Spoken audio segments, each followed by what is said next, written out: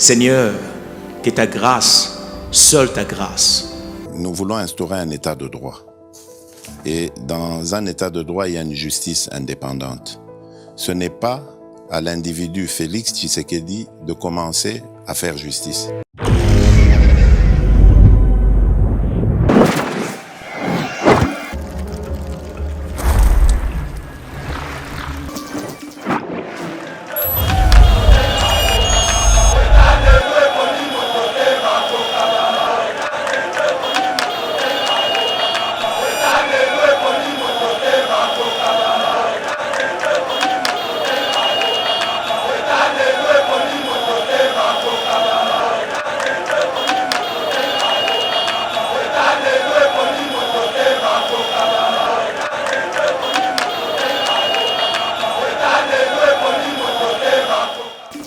Ndimite Armand Tungulu akufa.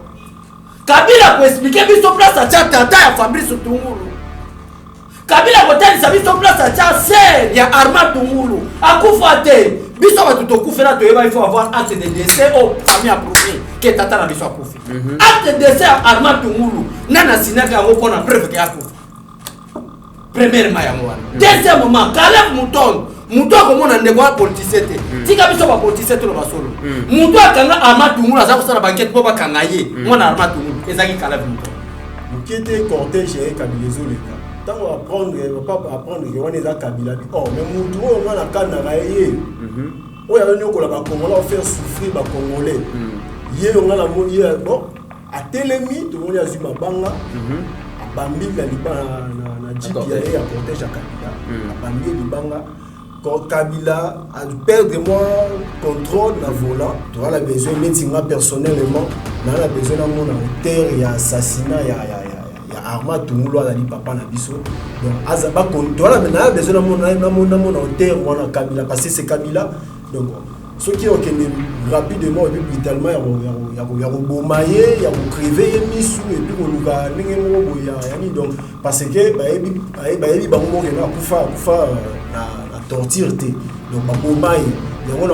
permettre d'assassinat. Donc, Kabila avait tué notre papa Armand Tungulu. En tout cas, papa, ils ont la pièce où il y a pas de famille Armand Tungulu. Parce que nous sommes tous les bango à Wate.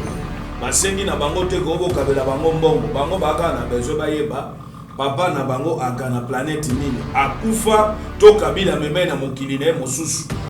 Seigneur, que ta grâce, seule ta grâce. Nous voulons instaurer un état de droit.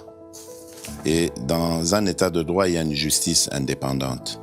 Ce n'est pas à l'individu Félix Tshisekedi de commencer à faire justice. Très heureux de vous retrouver, mesdames et messieurs, dans le cadre de notre émission Éveil patriotique. Merci beaucoup, Bozali Kolanda Bisso, la République démocratique du Congo, à travers nos provinces, mais aussi en dehors de nos frontières. Merci d'un soutien au Bozaliko accordé à la chaîne Abisso. Merci à notre réalisateur Steve Kone pour le grand travail qu'il est en train de faire. Banamboka, boyebi que la République démocratique du Congo, ezana bamakambu oyo, et les cas mais vérité tikala koye banate, ezana ba crime ou epolakate, crime ate sali 100 ans et kotikala crime et justice et sengeli et la musaka ba crime wana et puis ba auteur nango ba répondre na ba acte ou ba posa. Toyebi kezali na bato ebele na mboka oyo babunga kaka boye. Famille na bango batikala ko retrouver bango te pour la raison oyo biso nyonso toyebi kasi lelo yebati vite okei ko kundola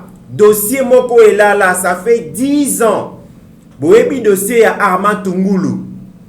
Abambaka président Kabila mabanga bakanga kaye ba tortura kaye toyebi te ndenge le kaka muto ko yebi sa biso pe vérité.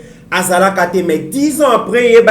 on se souvenir encore dans le dossier Oyo. Je me rappelle, le 29 septembre 2010, et puis le 2 octobre 2010, annoncé qu'il y a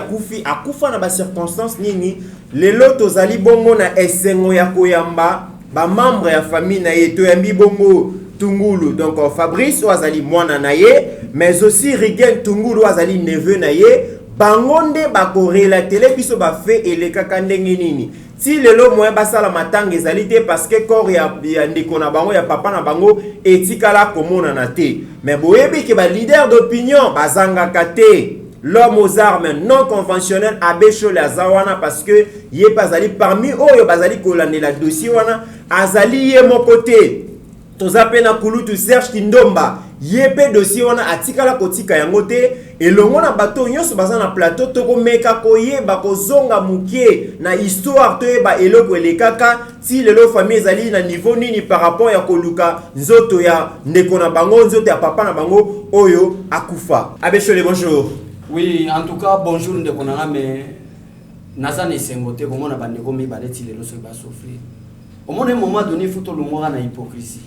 Olive lemba kozwa koni ya sala kola, azo mema koni ya mama moko mokolo. Mais Olive lemba ndemo tasala pote batwana ba mama na banyoka mpongo.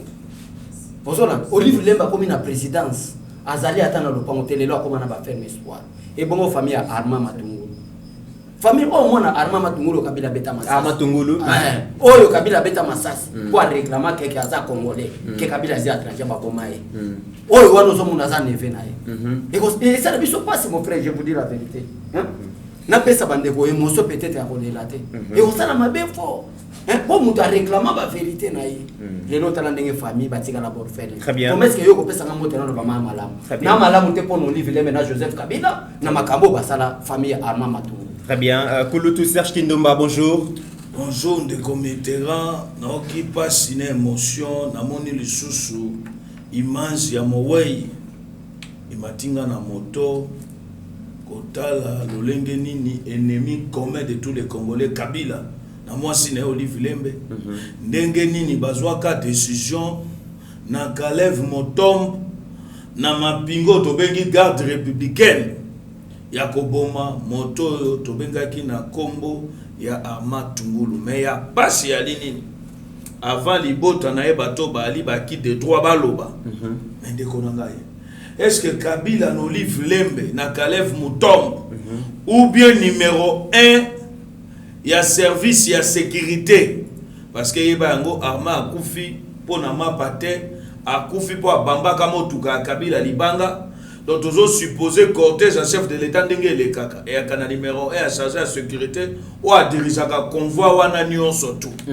Naïe à cause de la base, il y a plein d'autres choses qui sont contre M. Kabila. Na Kalev Moutom, na Banamour au Tobenga Kabagarde républicaine. Pour na bateau, balobaka ke osoki Kabila saka mabe. Boke ndoko funde na justice plainte à Kabila yango. Et puis à Passina Mawalini que Kabila bomi moto. Azu mosuni wana Olive Lemba lambi yango badi yango poti lolo libota wana batikala komona ni tata na bango yesika bakunda bango moko bakokota na bino na détail ndeko. Très bien, merci beaucoup ndeko Fabrice Tungulu. Je rappelle que vous alliez moi naye bonjour. Bonjour. Suzanne Sengako Yambona Eba TV. Merci beaucoup. Et puis ndeko Rigen Tungulu. Bonjour. Bonjour ndeko journaliste. Je rappelle que vous alliez neve à Armand Tungulu. Exact, naza neve à Armand. Alors, avant tokota na dossier oyo vraiment na kosenga na yo loko zali na neve okozo maloba Fabrice Pakoloba mais ka kobete la biso li solo ba congolais ba yebi li solo wana mais ba yebi yango malamu te zongisa biso na kati ya histoire mais ka ko relater la biso bete la biso li solo et les kaka ndenge nini parce que bino bozali famille. En fait nakalisa eza ignoré na mutu moko te. Événement ni salamaka na 2010 Armand Tungulu yaka na ekaka voyage na ye ndenge congolais nyonso abimaka libanda ya mboka pona kende koluka moyen ya ba oyo ya tiki libota pe ba ya ye ya pembeni po bakoka ko bika ebike mboka na biso lelo boye po obika mingi malamu il faut za ndeko na poto na ndenge wana nde ya maya ki na ekaka voyage mais lokola révolutionnaire nyonso abande ko sepela te na ndenge makambo bande ko leka na mboka Congo. Bon, to bande ko va na ya des fois zo bisa biso alobi mais bino nazo comprendre te. Na mboka na bino Kabila, na mboka na biso Kabila zo sala makambo nyonso ndenga lingi et puis bino bozana na boyebi ba droit na bino te. Bozana na Kabila ko koloba lelo boye bozo banga tout ça. Azaya ko pesa nga généralement je me rappelle en tout cas abande ko pesa nga mingi exemple ya na Belgique parce que yazaki moko ya baza on va na Belgique. Na Belgique. Abande ko pesa nga exemple mingi ya bango na Belgique ndenge zalaka soki roi azoleka na ye. So lingo revendiquer ba droit na par rapport à makambo yo sepelte ndenge roi azotambusa ngumba ya Belgique. Oko ko bamba pe ba pomme na yo ba kokanga yo ba kotika na bango yo. et na logique wana nde Armand tango aye voyage na ye ayaki mpona baobjectif ya kobamba libanga te mais azalaki na ras bol moko ya keno makambo ezokende ndenge ye asepelaki te tambola na nini na mboka na ye Congo parce que aza congolais abota awa papa na ye aza congolais mama na ye aza congolais biso toza bandeko ne ngai neve na ye tout ça alors tango ayaki voyage wana ayaki voyage ya kodédouaner babiloko na ye bamituka oyo atiaka na nini na Matadi je me rappelle à l'époque pour falaki aya kodédouaner yango awa alors tango akomi vi makambo ndenge elekaki ezalaki mpe coïncidence eza te kakanaka Kabila ke tango nakoya na bamba Kabila libanga tango Kabila zoleka je me rappelle à l'époque c'était comme ça Kabila bande koleka na 24 novembre vers nzela ya IEC kokende tina nini tout ça alors coïncidence Kabila zoleka alors je crois en tout cas révolte est déjà ça non parce que biso toza bato to bande kova na ye soka uti poto ya kisasa muto bande kotambola na ye entre autres ngai na zai na kati ngai ke famille ba yebi donc c'était ça alors naral bolwana tant Kabila zoleka alors pesaki nini tout ça ayi kozwa libanga ali abambi nde créa trouble ko sakanate les événements etikala histoire na kati na ville à Kinshasa je crois ce que na 24 novembre côté en face ya maison Schengen nde sika événement salamaka et sika wenze o Gentilnia tongisika place wana ezalaka bandako batu moko ezalaka wana ba terrasse ezalaka wana arrière exactement c'était là-bas alors événement salamaka wana alors le même journée ezalaki ou pesimbo mbwamboyi tango événement salame tout ça télémia bambi Kabila parce que nga zalaka wana te abenga na téléphone c'était prévu to kutana nekuna bazalaka na ndeko na nga Fabrice je crois Fabrice ako épingler ba point wana et tout ça nga babenga na téléphone faki na rejoindre bango kuna donc je crois muta suka o Armand Solani na téléphone ezaki ngai parce que c'était prévu na rejoindre bango kuna alors ma grande surprise ndeko moko ya mwasi cousine azobenga na téléphone no bakangi ya manga mais attends o eza aventure to ndenge ni tokomi kolanda pe na ba information ba yekolobela ngo ndena yekozwa mutuka na kititi na 24 novembre azwi mutuka IEC alors on a komi kuna ezalaki vraiment donc on irait donc ozomona pena que non ne guerre sala mi place wana ba jeune garçon ba kauki et puis bazo pourchasser ba jeune garçon eza lokuta te boko kita place wana bo se renseigner ba to bazala jouer événement salamaki ba koyebisa bino kama nazoloba awa alors ba jeune garçon sur côté on a bazaki pour chasser butu mobimba ko kangana ba innocent kaka pona individu moko Armand Tungulu o ya revendica ki ba doa na ye atubi mutumbelite kaka simple signe ya ko bambaka libanga to mona ngona bekolo ebele so muta sepete na ndenge marche ya mboka na ezo tambula azana droit to mona ngona ba nini pape ba bete kutu masasi to mona kutu nani président kala États-Unis nani je me rappelle encore Bush ba bamba sapatu est-ce que journaliste na ba bomaka ye non ba bomaka ye pourquoi ma failli ba bomaye po ba maki libanga na cortège ya nini ya Kabila alors c'était comme ça ningi les kakawana voilà en quelques lignes de la koki kolo. Merci beaucoup merci Ndeko Rigen Tungulu to Yokio mais to zongi pe lisusu e pa ya Fabrice Tungulu balobi yo zalaka na papa je rappelle que zali mwana na ye ozalaka na papa betela biso lisolo yo mutu zalaka témoin oculaire ozalaka wana ele kaka ndenge ni jour wana merci Ndeko journaliste et ça il y a vraiment pas si voir il y a vraiment pas si et a pas si makasi po et a souvenir moi ya malamu te na libota na biso et surtout na ngai et a vraiment pas si makasi po depuis jour m'envoie les salama ti le lokimia pena et a la raté na libota donc le connaît les cas le 29 ndenge ndiko na uti oloba le 29 septembre 2010 mercredi moko donc nazalaka place ya ba activité ndenge ayo benga ngai na yo yana rapide ya na programme faito kende ba blog mo ba tsaka donc kwa conteneur na ye et fallait to kende obimsa mo blog wana donc ya la impanza no sa ba pandine wa ya ndenge ya la service na ye ngai pe ya makamuna nga o ya faito zala na biso misatu na ye to la ndela yango ngala mikoma yi déjà sur place to na c'est la Rigen et kovanda to vandaki mukete cortège et Kabilezo leka tango apprendre que on est à Kabila oh mais mutu o ngala kana ga ye o ya nyoko la ba Congolais faire souffrir ba Congolais ye ngala mo ye bon a telemi to mo ya zuma banga a bambi la libana na jeep ya cortège à Kabila a bambi libanga quand Kabila a perdre moi contrôle na volant a télémina jeep nae a talia contrôler ce mutango ça normal ou pas pour tata wana et l'air à l'autre là on contrôler hier à l'autre deuxième biso déjà eloko wana comme tu es bimbo quand on est zala tu dis que les gars c'est un tueur bon tozo benga musika déjà la position au Kima et hier à l'autre sous deuxième et puis à l'autre traverser dans nenga bamba ke libanga zo koti na kati ya goudron il y a 24 personnes là et à ke mupandi et azo bamba deuxième allée l'air à l'autre deuxième wana au bamba hier Kabila zu jeep na e Alekia Kiti alors dernière piquet il y a garde républicaine na yo azalina ya cortège wana mais ba Kiti et là ba Kiti ba ya ba zoaé bon ezuel bandon zoaé wana te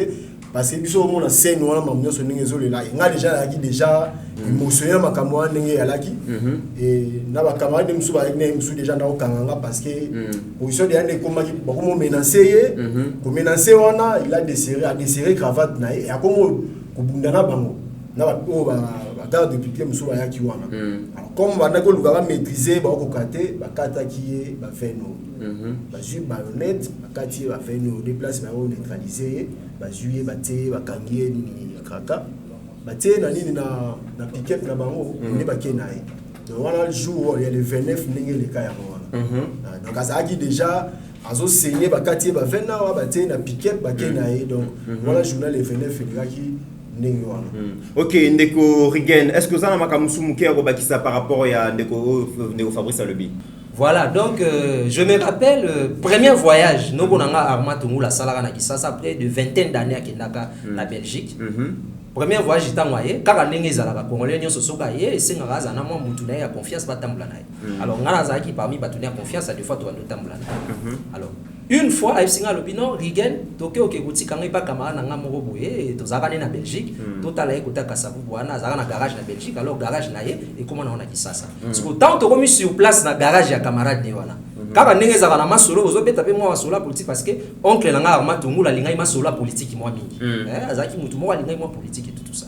Alors, tant que tu as solo là, ndaeko lobananga lobi non bon ngai kaka te na camarade ne tozaki wana alobi mais bino nga nazo comprendre te na Congo Kabila azo sala nyonso et puis mutu mo ko ko telemela ya zate OK biso na Belgique na Belgique biso ba matungu na ba Belgique tout ça la événement na ba Belgique on eza ke oazo le ko bambi pom moi je me rappelle na batunanga ya nini ya résistance na Belgique parce que azali mutu moko azali parmi bato ya résistance ya pouvoir en place à l'époque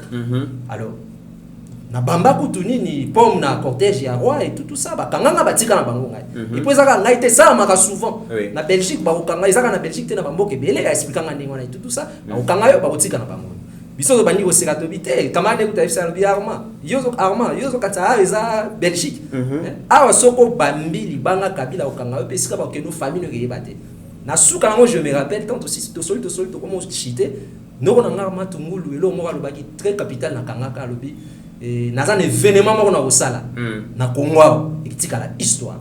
Dieu m'entend parler et le quoi le bang nga yango premier voyage tant tout venu et tout ça et après wana ka ningi zalaka c'est journée sili aye kozonga na ye na Belgique alors deuxième voyage na ye netango aye koya ne scène oye ko salama lokola azali déjà na ras bol ya pouvoir en place oncle nanga matungulu wana azali déjà na ras bol ya pouvoir en place ndo moina ningi définir salama ke tout ça na l'air bamba cortège ya très président Kabila très bien alors tant bakangi le 29 wana famille bosalaka démarche est-ce que beaucoup lukaka boye ba place baki naye est-ce que beaucoup taka na contact naye les kaka ndenge nini avant que boa prendre ya kufayi. Bon, dans bakangi famille maintenant ba démarche ko la famille nyonso ningi ezala so bakangi mona na yo ndeko na yo esala ka pasi s'il faut la lanza parce que ça na posa oyebi sika exactement ba bimi ndeko na yo famille ya matungulu ba mena ba démarche nyonso ningi senga to mener mais vu qu'à l'époque pouvoir en place zayi na dictature moko ezala ki wana alors biso so to na bobangi moko na kati ya famille ya eza na bato basala exil na famille na biso nga par exemple na kenda Braza na batamaka na Braza ka pona makambo ndeko nanga Fabrice je crois que le bangwa tout ça donc ils ont makambo belé auto mais kaka kosala moi pas le la démarche songolo mpakala mais et loko ya mpeshaka biso ezaki na kobanga na bato to bandera deux fois peut-être pour confier dossier avocat songolo mpakala ye pas obanga na ezaba dossier mongo sensible de moni dossier ngui suka à Michel. Très bien. Ndeko Fabrice, je rappelle toujours que vous allez moi na ya Armand Tungulu, tango bakangi papa 10 ans avant vous allez déjà moi la mouké, mais est-ce que vous aussi rappelez quand même que bakangi papa, ça la démarche ba bimisa et tout ça. Le bakangi Armand papa ngai famille ça va démarche et même nanga moko voir même moi na souci na nostalgie wana donc c'est-à-dire na mi côté ça qui makasi na kati va démarche wana bandi va démarche et ana colonel moi contacta ki biso a biso bino Armand Tungulu a besoin a contact na famille a besoin sur la bino parce que azoliate a nyo melate donc a besoin a sur la bino a la mo fa sur la famille et le premier voilà le 1er octobre ils a dit date yo faito kende wana za bate balongoli na ni bakeni na kanchachi azala ki wapi balongoli wapi azaki le bakanga ki azaki soki na lufungula OK na kalufungula balongoli na kalufungula ba mimi na kanchachi et na kanchachi nde yango ndo sa ba benga biso to kende kuna to kende okutana na ye kuna ala bezo solo na biso et le premier to bonga mi to kende le 2 octobre, nous avons un message, la mère Mende, à l'équipe na télé, pour appeler sa communiquer que non, Armand Tungulu s'est suicidé à l'aide de thé d'oreiller. Donc, là, c'est plus une émotion, total, ngambé Armand Ngazala qui a thé d'oreiller à se suicider na yango. Donc, il est là qui biso nyonso. Bon, to suka ki peka wana te. Bien que ba ki ngwana ke akufi ba benga biso famille to identifier ko vraiment to linga été que ni ba identifier ko ndenge ndi kolanga lobi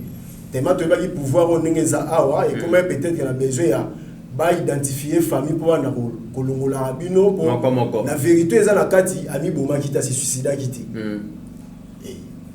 donc continuer à qui aussi va communiquer dans niveau à Belgique pour Belgique déjà dans niveau famille aller kuna ba c'est déjà grande distance apporter plainte batindi même espère avoir pour basa la autopsie encore après les deux wana les 3 Belgique azui de atindi batindi ba côté à contact na biso na famille batindi ba expert pour basa l'autopsie ya corps naé pour ba yeba akufa la raison nini et puis en fait que va rapatrier corps naé moi ça za kuna na bana ba ndekbalé qui va za kuna ba rendre dernier hommage les cas de décision ne bandi donc nazo ba communiquer wana ngai nazo ba communiquer wana ndeko ya ki wana pour famille ba bana ko banga kozonga sima ngana kanda wana na otana émotion mais o ekomi ya ote vie ya mutu ngoza président général tout mais ko ote vie ya mutu o nzambe ya pesi donc na laisse la contrôle té na ndima ki nazo ba communiquer wana na passer à différentes ambassades à niveau ya Kinshasa na leki na Monisco basali ba acquise réception do ba bloko ba ni na ndio surtout na leka ki pona gotika ba communiquer ya que nos familles to marcher à même idée là niveau ya famille en Belgique donc gouvernement ya Congo va permettre d'experts ba zo encore ba sala yango autopsie ba yeba soka kufi na nini en fait que ba rapatrier moi sinon ba les derniers hommages donc to continuer ni ngona tant on a passé à communiquer dans les différentes chaînes à télé et à place on a au moins une menace donc bah comme menacé et à place on a au moins une menace appel anonyme donc on va de place activité dans la qui on a matete donc on va dans webo ba agent ba côté tenue civile ba comme place où on a activité donc on est banni na ba ebi que nos famille on a famille telle il y a et tout donc ba comme on bomba ngai ba comme ko bomba ngai ko vraiment tanga moi ba protéger quoi protéger ngai on va so mutu moi lukinga ba moni suspect ba yebisa ngana to moni ba tumo boy ba luki boy on tala ba tango boy on vanda bo appel non ngai nani mutu mo boy tel o yebi ngai na zala ki boy fait to kuta na ko tala boy non ba appel mo boy pour la ko espionner et on comme tina niveau parce que ni na to lo ba ne bandeli awa ba bilo wa conteneur wa tsaki wana to no zela guerre pour que ça va démarche wana na yo zo appel ya mama moko boye abenga na part ya biloko ya Armand Tungulu abenga yi non conteneur wana kabila za mutu a récompenser bino bondi m'appelle na ye boya bo identifier corps et puis pour ça la ini conteneur na ye on délégué l'engagement en sonant ma conteneur wana téléphone et moi comprendre ta yebi on ndenge ni bomba komole mususu mais Esther parce que suga bomba niango lokwa saka nane ko ko landela eti lelo et tant misanga yi comment ba même ntina niveau là non ba conteneur na ye ba bilo na ye besoin gratuitement kabila za mutu a récompenser bino famille donc lo mo avancer mo ndengona et na ye ba ngo na émotion na ngo na finga moi na téléphone na finga ye donc na lobani na ko lobana ye et puis na yebisi bandeko mosusu appel wana ndenge nazwi et après mutu mosusu obenga nga lisusu mpona makambo ya kaka ya biloko wana tellement na otala mutu aza te babiloko wana elaki est moins important mpona biso parce que bagene wana ndenge toza boyina kosena ngai et tout et nabi te fo nakoma nanu nazonga na sur les lieux place babilo kongo ezali na ndako po na bengela nga na ndako na petio ye comme le te chapanga pour tala 10 ans 11 ans déjà gloire voilà babenga ngai na sima ya gloire comme na mona gloire je me suis rendu sur les lieux et na komando gelaki ilo modi ya manikasa ki wana po ngai po ni parce que tant maman l'air eleka na banda obenga lem na monde bakangi bakena ye jeep wana eki na koma obenga numéro wana na ndeko espérer peut-être sur sona eti na état là na mona bato wana koma pesa biso démarche to ko sala po to landa boye ba place yo papa na azali et voilà na koma obenga numéro wana so na bengi ba oyamba ye mo ba yambi no oloba me ba olobelo mo oti oloba olobi allo il y a 30 nini seconde wani ne elo mo te kati na bande mo ata 4 5 fois alors place wana ne numéro là ba comment benga kolandela nga ba ndenge moko boye tout jusqu'à ce que tant d'ailleurs so baleng na yaki ko récupérer quelques documents ba blo mususu oyo yaye na ndako eza des jours oyo o ba yako zo ngai bakangi yo bazwinga le ba yo zo ngana ba forcer nga pepi na manière moko to comprendre que non oyo a jamais boye tout talanga pe na zana kati ya monde wana te OK na ya to sola to no sola na tourner monter na moi ba umi balé misato de comme so ya imposer nga na photo déplacer ba nga TikTok eti na ville na direction nga ané ba ndio poser nga ba question mais ba question na yo ba na tout na ngezala ke no na yebisa ba so to za combien alors ce qui Armand Tungula sala elo ko ezala ka réseau soit ezala ka mo isolé boza combien to za combien ne so na comprendre des questions na répondre ni boza combien toza combien ni nga nazali na famille naza mwana tala nga na pesa suivi par rapport famille ndenge ya composer mais bavandisa nga balongola nga bilamba batinga sous-vêtement na ndozo nkuba babeta ngai dans la salle de dans la bima na deuxième jour et puis deuxième jour on a bima na ezala kaka ne ya la toza wa donc ya bato ya Congo na ba oyo balingi Congo pété bazali ba oyo wana batali ma ndenge kindaka nde babenda nga na moyen moko boye babimisa et puis ko bima bimisa nga na yake no ba bisinga ozana kimite fuko biso mbala moko nde na bima kozonga na ngai nde na zongi boye na sima ya papa ndenge ya no benga no ya ka ndenge Kabila longwe na pouvoir tant président Félix ayende ozala ki ozala ki wa ozala ki libanda na kati braza na yango na vandi dans ndenge c'est-à-dire na exil OK et puis la kendaka ndenge na te na ndenge na te na na Sénat na braza na divorce braza na Kenya Sénat na HCR ba enregistrer tout dossier et tout donc l'air pe kuna ba laninga li souti kuna OK tant que commune ba déplacer ngai Brazzaville point noir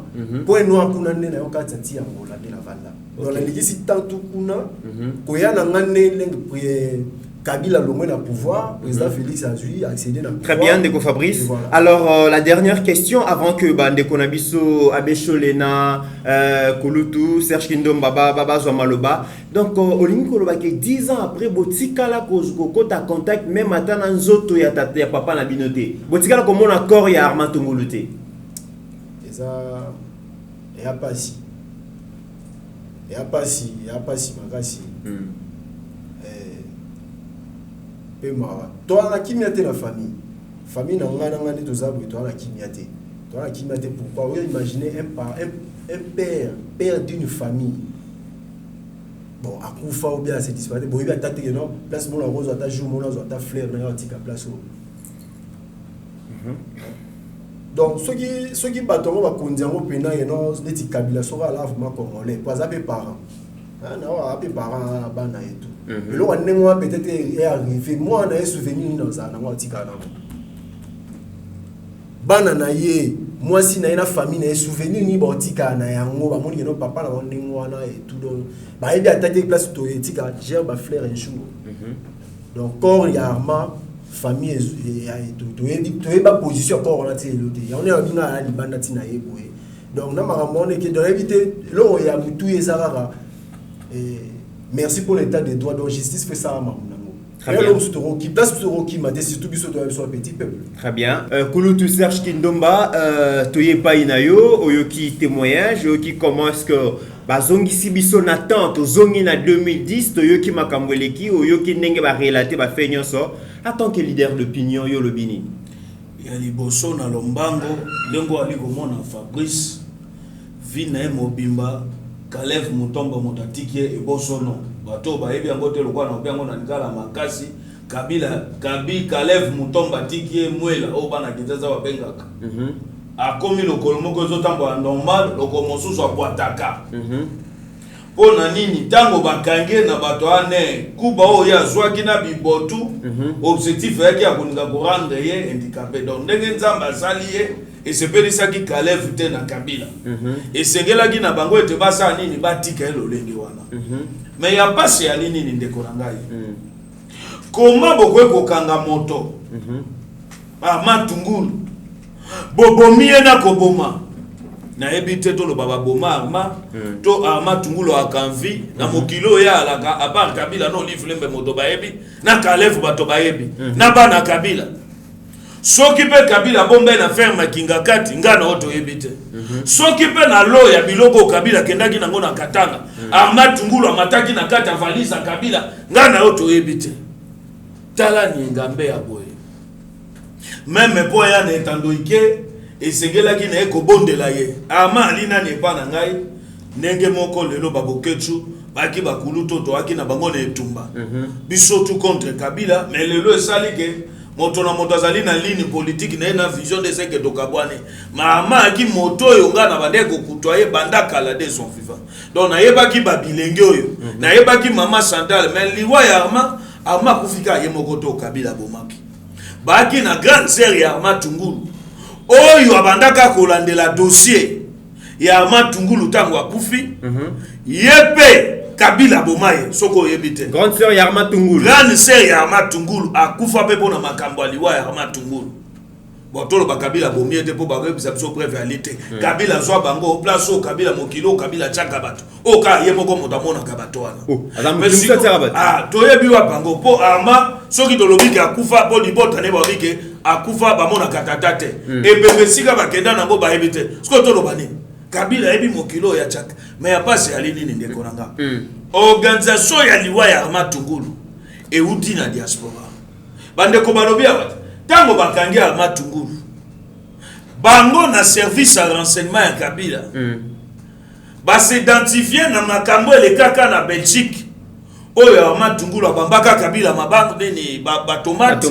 oyo Matungulu asaka mourir comme un héros po Kabila yaka bato bakimisaka na Belgique a changé na kokitela wate na kokende kokitela na aéroport militaire pour Félix Tshisekedi andenge wana te ya kitape na pepo siko batoto bakitaka mais na salon VIP alobi te na kolekela mais Kabila na bobangi na ye yango moni ba identifier mais bato basala kuwana na gobiso ya ligne de ko babengi Honoré Ngbanda o bande ko travailler na régime ya Kabila na service à renseignement et ali ne lenge moko baka mopanzi sangolo kwa yo babenga ka Fabien Kuswamina ye motoanika Kiswanika ye moto abenga mosi ya Matungulu o lelo depuis mobali ya kufa bakabwana bandeko balimbisa ngai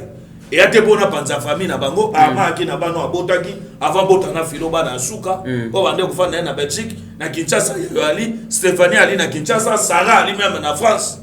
bali bana Matungulu biso to ebaki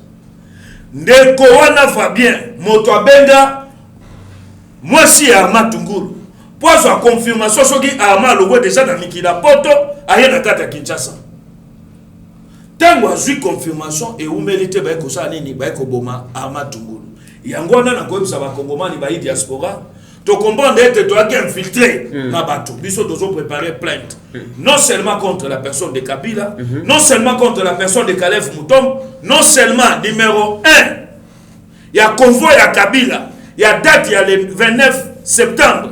2010 o ya ki lokwa commandant sécurité à Kabila yebe na kata plainte wana ali na ba garde républicain no to kofunda bango na kati y compris de Fabien na Honoré Ngbanda oba ali complice ya maître pour la livraison et information oba mba ndoko travailler na régime ya Kabila pour na liwa ya ndeko na biso lelo Armand Tungulu ça fait 10 ans. Très bien. Na ebite sika Kabila ali kotala biso. Est-ce qu'il ali na sengo? Kelenge mobali boye. Pour réduire yo bien ngo na Kinshasa puis nenga ali ona ali sommet. Très bien. Et ali difficile mboko déjà babenga ngo mboka bana na bana. Montazo tamboka déjà na beki boye. Et alors quoi sur 100% bolongo lele 50% vie. Donc 50 de comme nzamba sala. Soga aki na moso aki na fidélité. O aki mena na kondime na somazo ali nango. Na kondime na beki ali nango. Très bien. Voilà. Est-ce que sika Kabila zotala ye ali na sengo do yango wana na koyebisa Kabila ye moto ayebe sika nino ya mema mosuni Armand Tungulu soki balamba yango kuna na ferme kinga kati yeno olive lembe ndambo ba mema ka yango na Lubumbashi kuna na ferme bazongisela biso nzoto Armand Tungulu bakongomani basengeli basa nini bamona bosolo ya nzoto ya Armand Tungulu surtout libota na ye yela nupona bakongomani te me famille na ye yenenga aliboy il faut ça ne siko que non les premiers août nous surtout à Ganagosani. On a mémoire à cette mémoire à Tata Nae et qu'on continue modèle ouana. Très bien, Ndeko Serge Kindomba, Abécholé, Oyoki témoignage à Bandeko. Et ça n'y passe si mingi lisusu lokola ye ba kangaka ye ba kene na aner ba beti lelo atika la bongo na mobilité réduite a komi kotambo la bongo na beki Abécholé en tant que leader d'opinion yo polobini. Ndeko nanga ennemi ya Congolais zaka Congolais. Na ebite ndeko ko mona na miso za même leki nanga musika. Soki zana batebele ba soutenir biso ba jeune garçon boy ba tie corps et âme pona mboka e bongo ya zelenge. Na 2010 wana ndimite kazaki atana 18 ans. C'est kazala ki minere. Maintenant ndenge ba commission ndeko esquisse. Tala ndenge ba commission. Muta buki lokolo. C'est Joseph Kabila Caleb Mutom na Olive Lembe oya kenda na bo Felina. Na bano oya la licence ala. Azoke ndiko soutenir bango. Olive Lemba zo somba ba vélo pour na kopesa ba koka mais en attendant zo buka ba congolais. Jeune garçon Fabrice Tungulu. Abotama boitete, abotama kokote, abotama ka mobali ya solo akotambola. À cause papa ne Armand Tungulu azala ki réclamer ni. Kabila de biso ba sport moko wa 5 chantiers.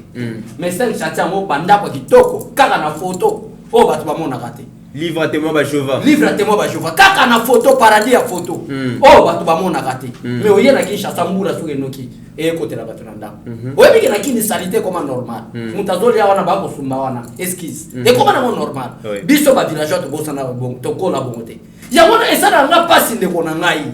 Comment on a même journaliste à soutenir Martin Fayoulou, à soutenir Joseph Kabila. Au moment où on a Serge Kindomba Makamba Koloba, on a pas TV mais à Kulutu, ou est-ce que biso to respecte. On s'en a ndeko na. Tala Makambo lelo oyo bana oyo. Na mutu azako finga Félix Tshisekedi que c'était pantin un placebo. Lelo des années ba Martin Fayoulou faut battre baba lo ba Makambo yo. Parce que selon Martin Fayoulou Félix Tshisekedi a été nommé par Joseph Kabila. Or que Joseph Kabila n'est aza auteur. Ya ko komisa man elenge boate tala lelo ndeko nanga Armand Tungulu ayezo mona kine koma kitoko kaka na ba photo lo kwa témoin de Jéhovah paradis kaka na kacha livre nyoso kaka ba photo kitoko République à maquette République kaka ya market ya ba market révolution de la modernité exacte Armand Tungulu albi antake wana eza makila ba révolutionnaire wana eza makila ba biso wana eza ba makila ba Gili ya ba René wana eza ba makila ba Serge Kindomba o ba ko bunda pona mboka atali kaka République ya ba market ego simbati atelemeli Kabila où est le problème ndeko nanga où est le problème mais comment même na ba journaliste femme de grand cœur ngo ba ko benga nani Joseph nani Olive Lembe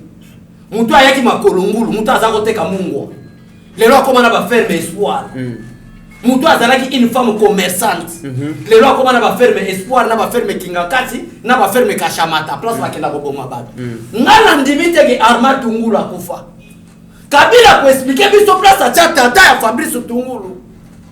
Kabila ko tani biso place a tata ya Armand Tungulu akufa te biso ba tutokufela to yeba il faut avoir acte de décès au famille approuvé que tata na biso akufi acte de décès à Armand Tungulu nana sinaka ngo pona preuve ke akufa premièrement yango wana deuxièmement Caleb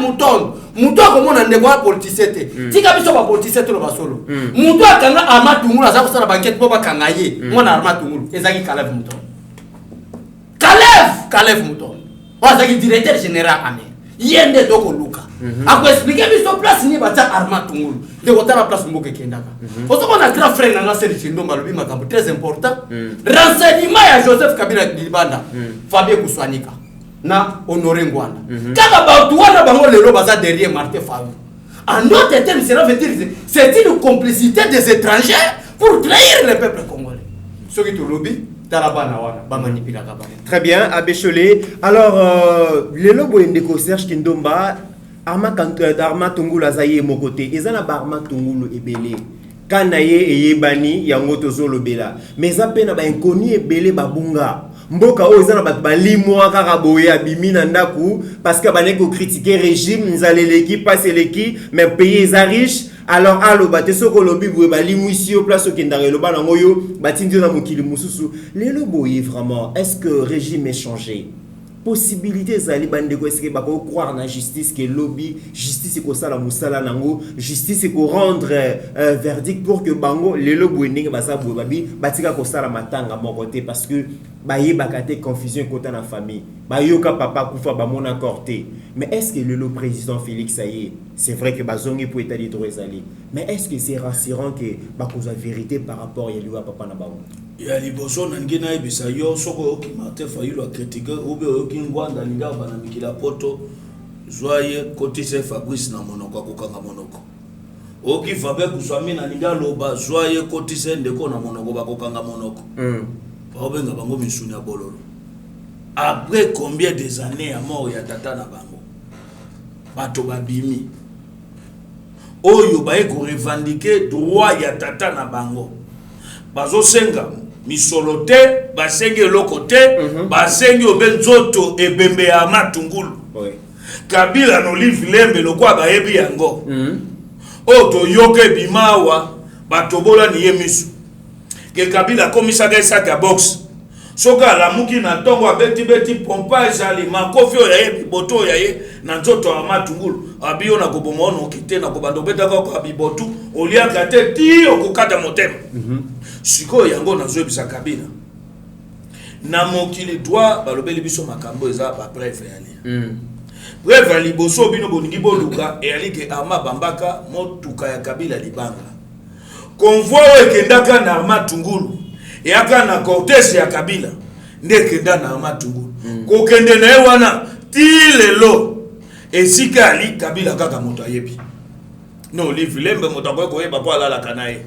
na ngina compléter ndeko Abbé Cholé yango moni nzamba okeli biso mawa lelo atindela biso mama Denise Nyakero bakongomani bazobenga ya ambulance oya yaka no secours pona ya bana mama bana oyo ali komona oyo moto abomi tata na bango yaki Kabila Joseph Caleb Mutombo moto akomisi elenge oyo Fabrice lokolo ndambu yaki na volonté na ete donc lelo ndenge ali bona bana basa Kinshasa akomi na moins de risque chance ya 30% 70% longwe 30% ali na bafio bali na conscience bon bali inconsciente na limite ka ko ndimene etana akomo agarder na chômage et ba tamba kasu na beki lokolo moko ndambu na kende ko ndima moto aboy o li babete nyoso ana ali na volonté ya bato et a moto mso ko mona oloka nazo baba blague mais nazo ba makamba seye na volonté ya bato baki na motema mabe yango tozo senga na mama akabembene ya papa Félix Tshisekedi te bota la kaya bano bali na misolote bango baligi bakende na justice contre la garde républicaine to kofunda général wa numéro 1 soka yaki banza ou bien yaki ilunga à l'époque ya moto to komemena na justice ya mi balé commandant ya sécurité ya Kabila à l'époque yepe moto kofundama ya misatu pona crime au Caleb Mutombo salaki na ye ya ordre mal donné ya kobuka elo kolobwati kala neta oyo Caleb to kofunda et puis Kabila sengeli na ye aibisa ba kongomani potoki bato musu bazolobo Kabila tikala koboma motote asala mabete o akana likambo na Kabila akende kofunda ngo na justice yango dossier liboso yango yo yebembe ya Armand Tungulu nenge sola lobia wa ete ebembe ya Armand Tungulu tolo bakes Armand kufate Armand ali na bomoi mais moto ayebe sika malaka kombo na ye Kabila moto ayebe no livre. Très bien. Les commissaires na ya vérité donc ekosenga biso bakokende na justice Oui. mais famille pe bana bosenge te balobi makambo musu bakokoloba na média te bali na besoin toyebi ke mokonzi ya mboka ali moto abundaka na état de droit na le peuple d'abord bana besoin ke mokonzi ya mboka ayamba bana ya Matungulu Okay. na famille baloba oyo ezali vérité na bango nyonso tute bakoki kotala yango na kati ya etandoke mpo na nini Fabien Sika ali na Ngwanda bango bali ko utiliser filo depuis balimbisa ngai bandeko musu bakobeta maliba ku filo akinani mwasi ya Matungulu akina mikila poto ama tanke mobali ana bano ya botaki libanda tango akina Kinshasa avakende na poto akomi na poto aboti na mwasi wana bana mibale ndenge moko aboti Sarali Fabrice Ali awa na Kinshasa Stéphanie pe ali awa na kati ya Kinshasa sikoyo Fabien ku famille oya bengaka filo pour bazwa confirmation pour ba livrer na Ngwanda pour Ngwanda livrer na Kalef pour ba kanga Matungulu bakende koboma ye bango wana bakomi ko instrumentaliser akoluka kobimisa filo na etando ikepo na nini a démenti mama Matungulu akufa mama Chantal ali na Canada bandeko mosusu wa Matungulu ndenge tozolo baboye état de droit ye oyo bakimaka na Angola yoso mona bakangi ndeko na bino même bayana ya basi baleki na ye bakomi kopima bakende kofanda na Angola pona nini bakomi kobanga ba retomber tant bamoni bakandi mwana na ye. Très bien. Donc yango tozosenga na mokonzi ya mboka ete famille oyo esengi makambo filo akoloba soki bolingi boconforte baza même prêt akosala test ya ADN donc basengi ete mokonzi ya mboka ya babana nyonso tu na famille baloba makambo mosusu oyo koloba na média te peut permettre bango bakende la justice dit vérité pour ça nini ekobina. Très bien. Tokomi na suka avant kopesa bango maloba ba s'adresser bongo na opinion na bakonzi ya mboka abechole en 1 minute pour conclure. Na conclure ko loba boyeke na uti kosala nayo dernièrement émission na yebisaki o volonté ya Kabila no Olive Lembe ezalaki basakapare na babien ba congolais bakoma ba riche ko ba nuire peuple congolais. Alors on mona moi petit kato amuke ba pese na journaliste songolo bakala journaliste abandi ko inventé femme de grand cœur Joseph Kabila Raïs China Rambo o Kabila o yazalaki militaire soldat un militaire mal formé na Chine osola na ndeko nanga tala famille a récompensé bato wana premièrement maintenant ebibe 1 minute ko kite na si sa deuxième elo na loba Avec 30 secondes. pardon ndenge nga nazalaki koloba ndenge pe ndeko nanga Serge Ndomba lobi biso nga nazo bima témoin ya famille oyo bato bazalaki kokanga ke Kabila bomate kasi lokola Kabila bomate balakisa biso nzoto ya Arma Tungulu soki nzoto ya Arma Tungulu ebimite muto ayebi kaka place Armaza parce que makambo esalemi un certain mercredi le 29 septembre 2010 awa na 24 na 24 mu akota na jeep ya ba JR jeep ya suka oyo cortège ya suka parce que na jeep ya Kabila suka wana ba militaire bazalaka ebelete soit mi balena minduka milai kabo ye wana nde Kabila benga chombo boma moto wana lokota ye ozomona ndeko akoloba ke bakata ke misisa parce que même ba JR Kabila za kotamala ba bazaki pa mediocre santé malamu ezalaka te ezalaki difficile pour bazwa Arma Tungulu batela mutu bakate ba 20 oyo abandaki ko sene sur place na mituka ya PR ya immatriculation ya blé ya Joseph Kabila bakenda naye lokola bakenda naye Kabila mutapesa ki ordre na dibaso batalisa biso Arma Tungulu akenda wapi yo mutu alobaki ke Kabila zalaki ko bomate yo journaliste mutu zako alobaki mutu oyo amona ke Kabila bomaye yenu ozo na problème ba Rwanda zani je confirme et je reconfirme que Kabila c'était tout Rwandais. Voilà. Attends que je termine là. Na confirmé que Kabila c'était tout Rwandais. Ba Rwandais so ça na simplicité na baote ba yaka na politique mawa. Tala ba aventure Olive Lembe sala. Akosa ka bato baza esprit même. Kokene o bona Olive Lembe tike escroquerie maman. Tike escroquerie politique. Okomona ye wana ke soutien. Après ko va kotia bato pozo ke oboma bango, okoma kunde bébé. Ya ko boma ba après ko sala bango mabe. Tala bato sunga bango po mobali na onde aza hôtel principal. Voilà. Arte comédie. Voilà, na bakisela beso le pardon na lombango. Ya te kozo confirmer mais ali ya solo. Moto ya présenta ba Kongomani ke Kabila ali mwana musée ya James Kabarebe. Ye moko moto a composé loko wana.